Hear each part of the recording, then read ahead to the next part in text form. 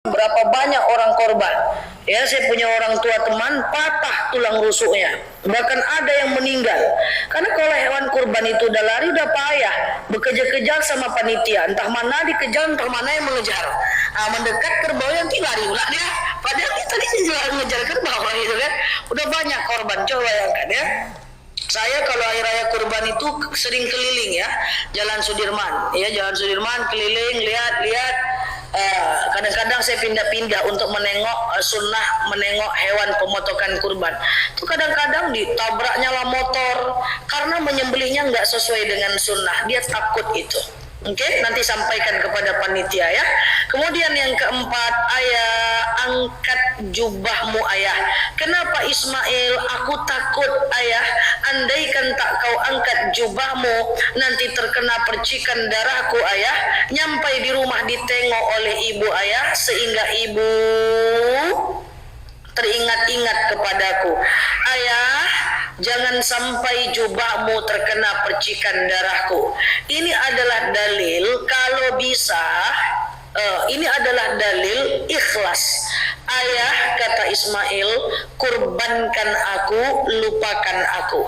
Aku takut ayah, andaikan jubahmu terkena percikan darahku, nyampe di rumah ditengok oleh ibu. Aku nggak mau ayah, kurbankan aku, lupakan aku. Ini dalil ikhlas, Bu. Jadi setelah selesai serahkan uang 2.500.000 ke panitia. Berapa sekarang? 2.800.000 ya. Setelah serahkan uang 2.800.000 ke panitia kurban, kurbankan, ikhlaskan. Jangan diingat-ingat juga duit keluar tuh lagi. Bagus beli gorden tadi lagi. Bagus beli handphone tadi lagi. Ada Oppo terbaru. Ya, kurbankan, lupakan. Oke, itu yang pertama. Yang kedua, saya mau sampaikan begini. Saya persiskan ya tema apanya, urutannya. Hukum memakan hewan kurban selama hari tasyrik, lebaran pertama, lebaran kedua, lebaran ketiga. Hari tasyrik itu ya, lebaran pertama, lebaran kedua, lebaran ketiga. Hukum memakan hewan kurban selama hari tasyrik, hukumnya adalah sunnah muakkad, pahalanya besar. Makanya tidak boleh berpuasa selama hari tasyrik. Ya, hari yang diharamkan berpuasa itu saat Idul Adha. Ya, nah, kemudian ibu-ibu yang saya sayangi karena Allah, tapi hukum memakan hewan kurban hari keempat, 5, 6, 7, sebulan, 2 bulan, 3 bulan, 4 bulan, kalau masih bersisa dia di freezer ibu itu hukumnya halal dimakan. Cuman pahala sunnahnya udah hilang. Dia mau bilang haram tapi bilang manggu. Sayang ya, hukumnya halal dimakan, cuman pahala sunnahnya sudah hilang. Itu sama dengan hukum memakan daging akikah. Selama hari akikah itu hukumnya sunnah muakkad, tapi besoknya kalau masih bersisa hukumnya halal, cuman pahala sunnahnya hilang. Itu aja. Oke? Kemudian yang ketiga, kurban itu katanya kalau suami yang berkurban, istri anak dapat pahalanya katanya. Kalau istri yang berkurban, belum tentu suami anak dapat pahalanya katanya. Enggak gitu ya. Berkurban atas nama siapapun boleh, atas nama suami boleh, atas nama istri boleh, atas nama anak boleh. Yang penting usahakan siapapun yang berkurban, doakan pahalanya untuk orang yang tidak berkurban. Karena Rasulullah sekali dia berkurban, semua orang dia doakan. Apa katanya? Ya Rabb, hai Tuhan, hadza kurbati, ini kurbanku. Fajaza'uhu li zaujati, pahalanya untuk istriku. Wa banati, anak perempuanku. Abnai, anak laki-lakiku. Wal mujahid, para mujahid. Wa syahidin, untuk orang yang mati syahid. Wali ummati kulluh, seluruh umat. ya. Jadi sekali dia berkurban semua orang dia doakan.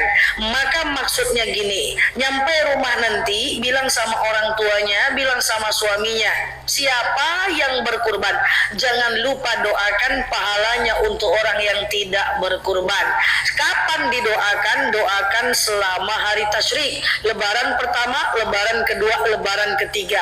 Bahasa boleh pakai bahasa Indonesia aja. Yang penting doakan di hari tasyrik. Hari pertama ingat nama saudara, doakan. Hari kedua ingat nama keluarga, doakan. Hari ketiga ingat nama teman-teman, doakan. Rasul aja sekali dia berkurban semua orang dia doakan. Maka siapapun yang berkurban jangan lupa doakan pahalanya untuk orang yang tidak berkurban. Kapan didoakan? Selama hari tasyrik. Oke? Nah, jadi berkurban atas nama siapapun itu boleh. Kemudian yang keempat, apa hukum berkurban atas nama orang yang telah meninggal dunia? Orang yang sudah meninggal. Ibu-ibu yang saya sayangi karena Allah, boleh berkurban, apa hukumnya berkurban atas nama orang yang telah meninggal dunia? Ja'a rajulan ila Rasul, datang seorang laki-laki kepada Rasul, wa huwa tabki, lalu laki-laki ini menangis. Wa sa'ala Rasul ilaihi, lalu Rasul nanya kepada laki-laki tadi, kenapa kau menangis? Maka laki-laki itu berkata, Ya Muhammad, nazartul baqara fi zalikal maidan. Aku menengok ada hewan kurban di lapangan itu ya Rasul. Andaikan mak dan bapakku hidup, dia pasti pengen berkurban. Jadi anak ini ibatinya, ya Rasul, andaikan mak dan bapakku hidup, dia pasti pengen berkurban. Apa kata Rasul? Farji fakhus fulusakum wa'ti ilaihim. Kau pulang, kau ambil uangmu dan kau kurbankan atas nama mak dan bapakmu. Jadi kalau ditanya boleh nggak berkurban atas nama orang meninggal, jawabnya boleh. Tapi kalau ditanya mana lebih baik berkurban atas nama orang meninggal atau atas nama orang hidup, tentu lebih baik atas nama orang hidup. Kenapa? Kalau kita berkurban atas nama orang meninggal, maka yang dapat pahala cuma orang meninggal. Orang meninggal tidak bisa mendoakan pahalanya untuk orang hidup. Tapi kalau berkurban atas nama orang hidup dapat pahala, dan orang hidup bisa mendoakan pahalanya untuk orang lain, bahkan untuk orang yang meninggal. Paham? Saya cepat betul? Enggak ya, paham ya? Dari anggu ini oke, enggak kecepatan ya Bu? Aman ya? Baik. Udah nomor berapa tuh? Nomor apa lagi? Nomor 5. Ibu-ibu yang saya sayangi karena Allah, nomor 5 nih, boleh tidak kurban tapi belum akikah? Ini pertanyaan dari tahun ke tahun gak clear nih ya. Saya dakwah udah 19 tahun, dari saya kecil ini aja orang banyak ragu ya. Oke, baik. Akikah itu tanggung jawab orang tua. Kurban itu tanggung jawab untuk diri kita. Itu prinsip yang pertama. Yang kedua, akikah pada umur 7, 14, 21 hari itu hukumnya sunnah muakkad. Jadi bayi baru lahir pada umur 7, 14, 21 hari itu akikah hukumnya sunnah muakkad, tidak wajib. Ya.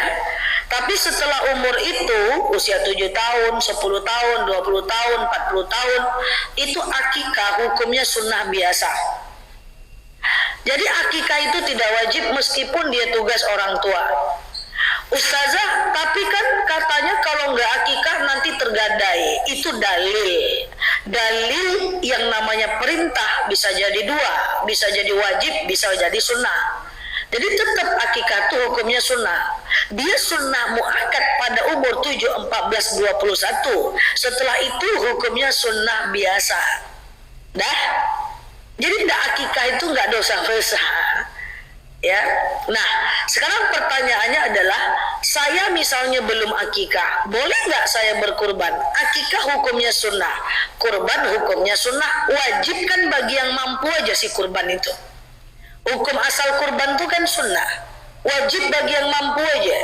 Jadi akikah sunnah, kurban juga sunnah. Sunnah sama-sama sunnah. Mana duluan? Ya terserah lah. Akikah duluan boleh, kurban duluan juga boleh. Tak akikah pun tak persoalan besar. Karena statusnya sama-sama sunnah. Dan akikah itu adalah tugas orang tua.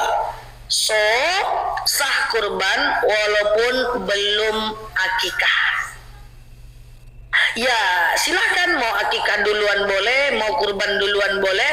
Yang tak boleh itu adalah memasang dua niat dalam satu amal. Dibeli satu daging kambing, potong pas Idul Adha, pasang niat dua. Sengaja aku kurban plus akikah. Itu yang tak boleh. Kalau mau dua juga kambingnya. Ingat ya, akikah itu mesti potong rambut ya. Karena rukun akikah adalah potong rambut. Yang membedakan akikah dengan kurban adalah potong rambutnya. Yang membedakan akikah dengan sedekah adalah potong rambutnya. Rukun akikah adalah potong rambutnya. Kalau ibu udah gede-gede, ibu mau akikah sendiri, boleh. Ibu mau akikah, silakan potong rambutnya, baca selawat. Orang lain yang potongkan seperti tahallul. Kalau lagi umroh kan tahallul, potong rambut, baca sholawat. Kalau seandainya akikah tapi tidak potong rambut, ya udahlah, yang lalu biarlah berlalu. Ya, karena yang membedakan akikah dengan sedekah itu cuman potong rambutnya. Jadi ke depan kalau ada cucu akikah, siapapun akikah, jangan lupa potong lehernya. Oh bukan ya, potong rambutnya. Serius banget ibu-ibu ini belajar ya. Tak kedip mata belajar. Saya ragu jadinya apa kecepatan apa gimana, ada ekspresi semua. Jadi gitu ya. Jadi kurban duluan boleh, akikah duluan juga boleh ya. Tidak ada masalah. Yang penting, Ustazah, seandainya saya kurban, saya akikah, tapi pada saat hari raya kurban, boleh? Boleh aja, nggak jadi masalah. Tapi niatnya satu saja. Niatnya satu saja.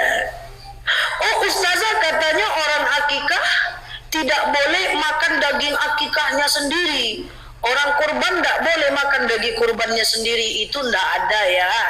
Yang tidak boleh itu makan uang zakat. Itu tidak boleh. Uang akikah tidak apa-apa dimakan daging akikah. Ya ayyuhalladzina amanu la tuharrimu ma halallahu lakum. Hai orang-orang beriman, jangan kalian haramkan apa yang telah Allah halalkan kepada kalian. Daging akikah itu halalnya. Selama-lamanya dia halal ya. Halal ya. Yang tidak boleh dimakan itu uang zakat. Nah, nanti kapan-kapan kita bahas zakat lagi, masih panjang waktu kita ya kan. Ini sekarang nih heboh dengan kurban ya kan, masih banyak, makin lama makin. Nah, jadi gini. Kalau zakat nggak boleh. Makanya hati-hati kalau zakat ke pembantu. Misalnya gaji kita 4 juta, kan zakat 100.000 tuh 2,5% ya.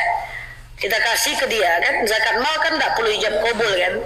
Kita kasih ke dia, Bu, ini ada rezeki sedikit ya kan. Rupanya dia keluar, dia beli pecel lele. Dikasihnya ke kita, Bu, ini ada pecel lele mantap nih. Kita makan kepala lelenya tuh haram kita makan. Nah, itu uang zakat yang tak boleh.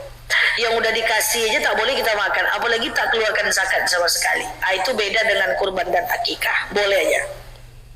Oke? Nomor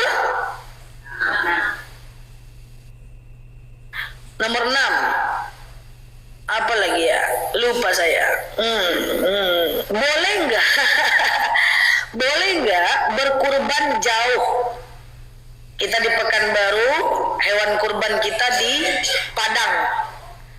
Sebenarnya kurban itu adalah usahakan orang yang dekat saja. Usahakan di tempat yang dekat. Cuman kadang-kadang di tempat kita nih terlalu banyak orang kaya, hewan kurban membludak, orang miskin sedikit, di kampung kita orang berkurban sedikit. Maka kita memilih berkurban di tempat yang jauh, itu boleh. Cuman akan muncul pertanyaan, Ustazah, kalau saya kurbannya jauh, nanti saya nggak nengok proses pemotongan hewan kurban saya. Nah, ini yang mau saya luruskan, Bu. Hukum menengok proses pemotongan hewan kurban itu dapat pahala sunnah. Bukan cuma hewan kita yang kita tengok hukumnya sunnah, hewan orang kalau kita tengok pun hukumnya sunnah, dan orang yang tak berkurban menengok pun hukumnya sunnah. Nah, Nah itu penting tuh. Jadi jangan hewan kurban ibu yang ganteng aja ibu lihat. Lihat juga punya orang, dapat pahala sunnahnya. Kalau hewan kurban kita di Bukit Tinggi, kita di sini tengok hewan kurban orang sama pahalanya. Makanya untuk orang yang tak berkurban dapat pahala dua, dapat pahala nengok, dapat pahala makan. Iya dong? Yang berkurban dapat pahala tiga, pahala nengok, pahala makan, pahala kurban. Jadi makin banyak menengok, makin besar pahalanya. Ini kadang-kadang yang menengok cuman orang yang berkurban aja ya. Yang tak berkurban tak kemana-mana.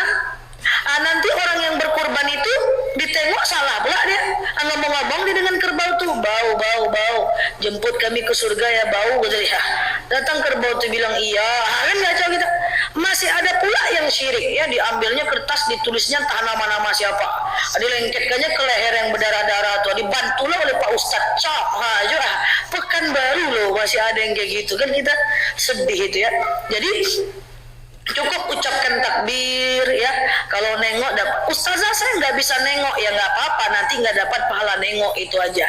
Jadi mau nengok di hewan kurban dimanapun nggak jadi masalah, nggak perlu ibu pulang kampung nengok hewan kurban ibu yang ganteng itu ya.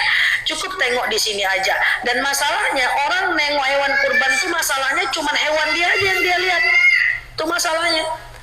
Ya, dia siap-siap masak lontong di rumah. Datang kawannya pulang. Oi, dari mana? Dari lapangan. Nomor berapa sekarang pemotongan? Nomor 7. Lama lagi kerbau nomor 70, nomor 20 nanti. Ya. Anda ditengoknya. Padahal semakin dia banyak menengok, semakin besar pahalanya. Oke? Nah, gitu. Oke? Dah nomor? Nggak tahu lagi saya tahu nomor berapa lah Bu Leni ya. Nomor selanjutnya adalah boleh tidak berkurban tapi minjam uang orang atau kurban pakai uang arisan. Boleh? Boleh tapi agak deg-degan gitu jawabnya. Misalnya arisan 30 orang, kita keluar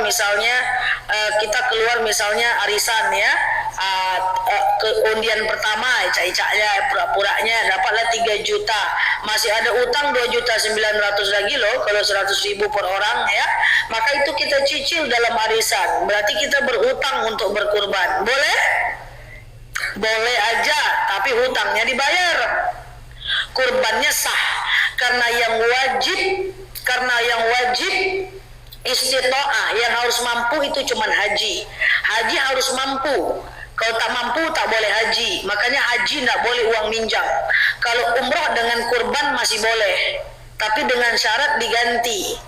Berangkat dulu umroh, setelah itu baru diganti, selagi tidak kena riba ya, maka hukumnya boleh. Itu sama dengan kalau kita misalnya kurban, kita pakai dulu uang arisan, setelah itu kita ganti, itu boleh, tapi diganti. Ustazah, seandainya saya berhutang untuk berkurban, oke, saya dapat pahala kurban, nanti pas saya mau menggantinya nggak terganti, gimana? Terus saya nggak bayar hutang, nanti dapat dosa tidak membayar hutang.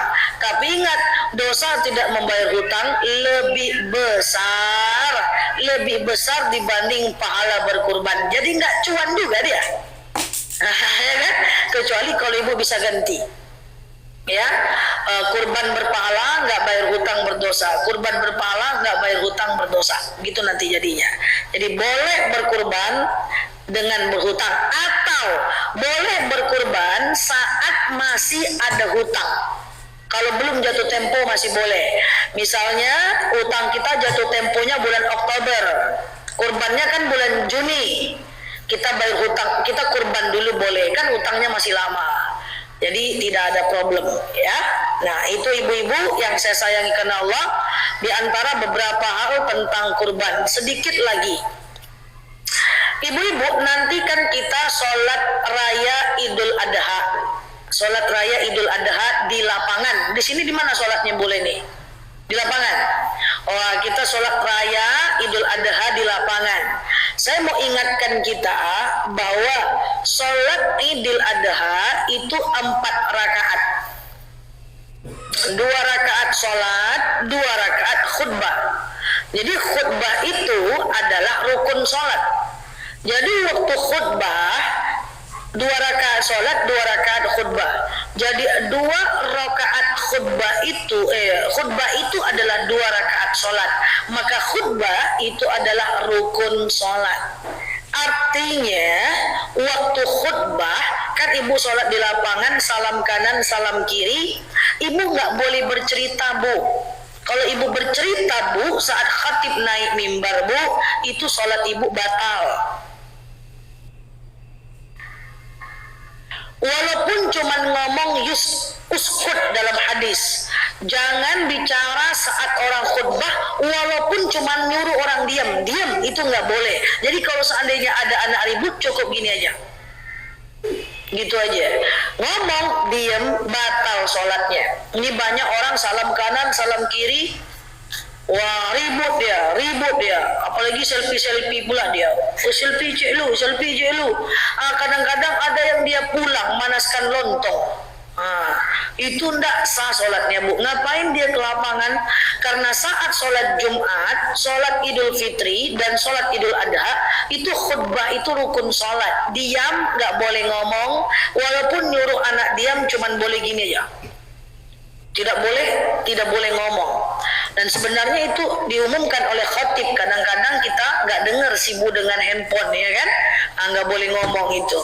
Nah, sama dengan bilang sama suami-suami ibu itu, sholat Jumat itu 4 rakaat, 2 rakaat khutbah, 2 rakaat sholat.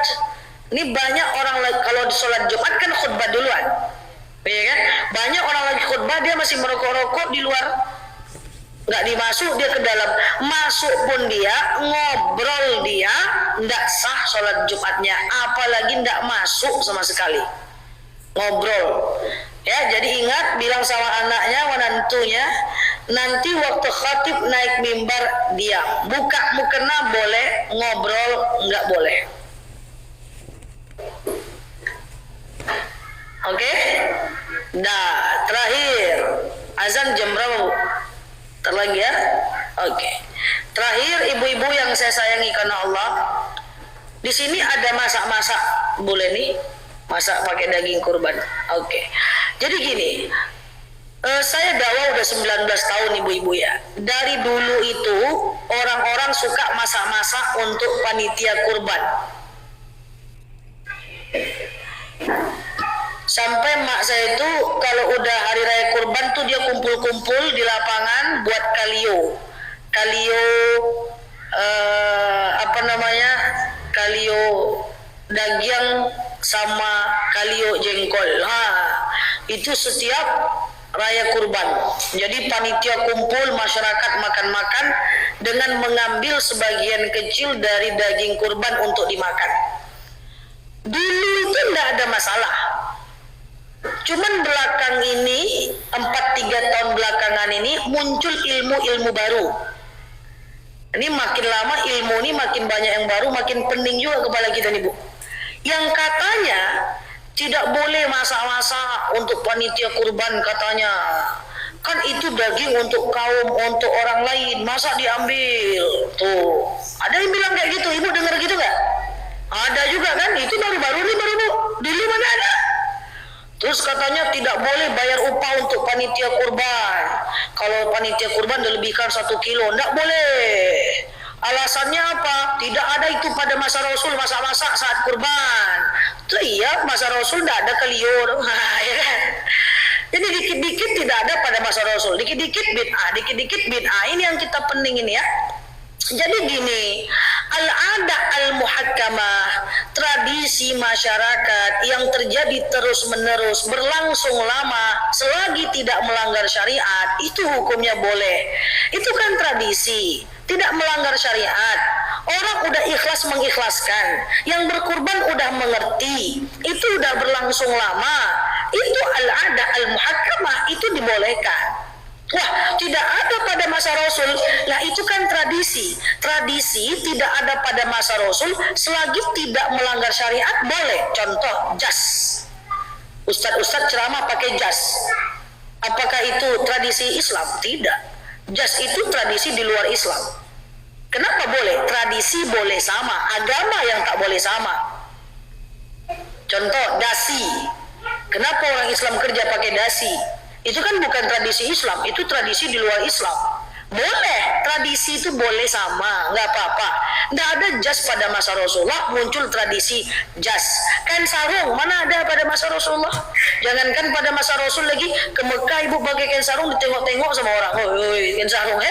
Saya ke Mekah pakai kain sarung, dilihat sama orang, itu tradisi. Tidak ada pada masa Rasul, nggak apa-apa. Selagi tidak melanggar syariat. Masak-masak tidak ada pada masa Rasul memang. Tapi kan itu tradisi yang tidak melanggar syariat. Kubah masjid dulu nggak ada. Ya, kubah masjid ini dulu nggak ada pada masa Rasul ya. Muncul awal Taj Mahal di India. Jadi ibu-ibu yang saya sayangi karena Allah, katanya itu bid'ah, tidak ada pada masa Rasulullah. Banyak yang tidak ada pada masa Rasul, tapi ada pada masa sekarang. Selagi tradisi nggak apa-apa. Contoh, dalam Islam ada tradisi THR. Di agama lain ada tradisi angpau, kan sama. Tradisi boleh sama, yang nggak boleh sama itu adalah agama.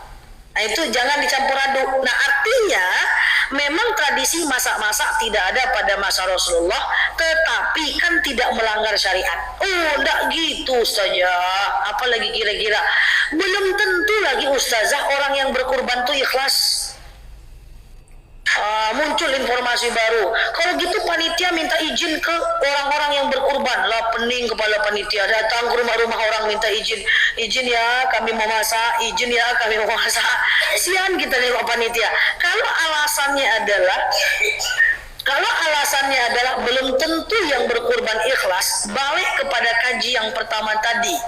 Ya, apa kata Ismail? Ayah, kurbankan aku, lupakan aku. Jadi kalau sudah berkurban, bagi kita yang berkurban, saya minta tolong lupakan. Udah setelah selesai keserahkan uang 2.800.000 ke panitia kurban, jangan dikaji-kaji juga duit yang keluar itu lagi. Mau dimasaknya sama panitia, mau dibabatnya, mau digulingnya, mau dikalionya, udah ikhlaskan. Jangan sampai kita berkurban terus kita mempertanyakan sehingga kita tidak ikhlas. Ingat ya, qaulun ma'rufun wa ma'rifatin khairum min shadaqatin yasba'u aza. Tidak berkurban jauh lebih baik daripada berkurban tapi menyebut-nyebutnya. Ikhlaskan saja. Ya, percayakan kepada panitia. Lupakan. Ini kadang-kadang nyampe di rumah daging kurbannya, tulang-tulang semuanya. Ada hilang pahalanya. Kita kan berkurban untuk orang. Apa yang kita dapat itulah rezeki kita. Yang tak berkurban gitu pula. Diambilnya dapat dia sekilo satu kantong. Geleme-geleme, lemak-lemak semuanya. Ditimbang pula tundi tidak sampai satu ondo. Tak bersyukur. Kan hewan kurban tuh tidak sama ukurannya tiap tahun. Ya, kadang orang kaya makin banyak, orang susah makin sedikit, banyak dia. Orang kaya makin sedikit, orang susahnya banyak, makin sedikit dia. Nah, apakah upah untuk panitia kurbannya itu bisa dapat banyak, sedikit, pakai duit atau pakai daging, itu dikembalikan kepada musyawarah. Ada kok setiap rumah masyarakat itu beda-beda. Ada yang 2 kilo berkurban, 2 kilo tidak berkurban, ada 4 kilo berkurban, 2 kilo tidak berkurban, ada 2 kilo, 1 kilo, terserah. Itu dikembalikan. Bahkan dikasih ke RT sebelah pun gak ada masalah. Jadi jangan diperdebatkan, gak usah ribut-ribut nanti, lupakan, ikhlaskan. Baik, insya Allah demikian. Semoga ada manfaat. Wallahu a'lam bishawab. Ala hazihi niyah. Al-Fatihah.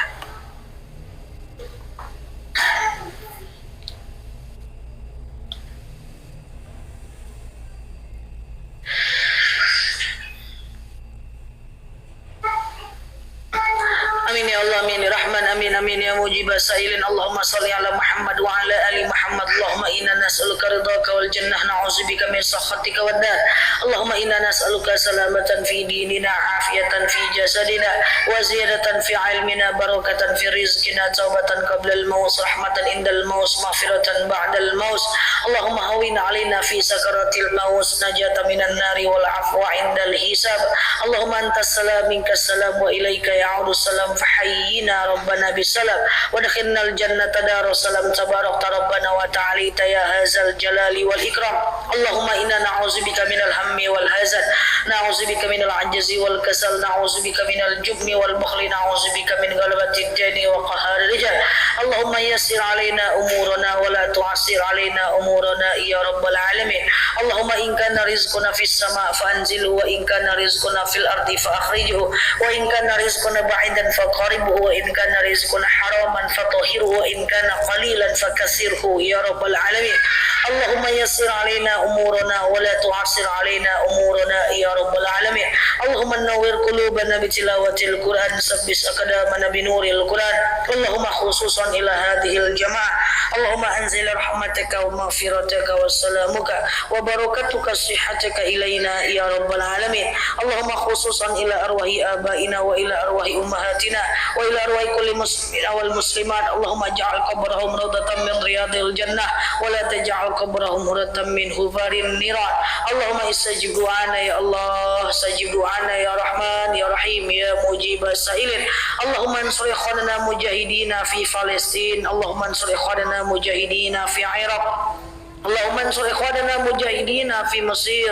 Allahumma ansur ikhwanana mujahidina fi Indonesia ya rabbal alamin.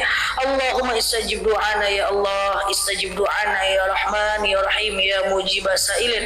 Allahumma salli ala Muhammad wa ala ali Muhammad. Subhana rabbika rabbil izzati amma yasifun, salamun alal mursalin, alhamdulillahi rabbil alamin. Wallahu a'lam bisawab. Subhanakallahumma wa bihamdika nashhadu an la ilaha illa anta nastaghfiruka wa natubu ilaik. Assalamualaikum warahmatullahi wabarakatuh.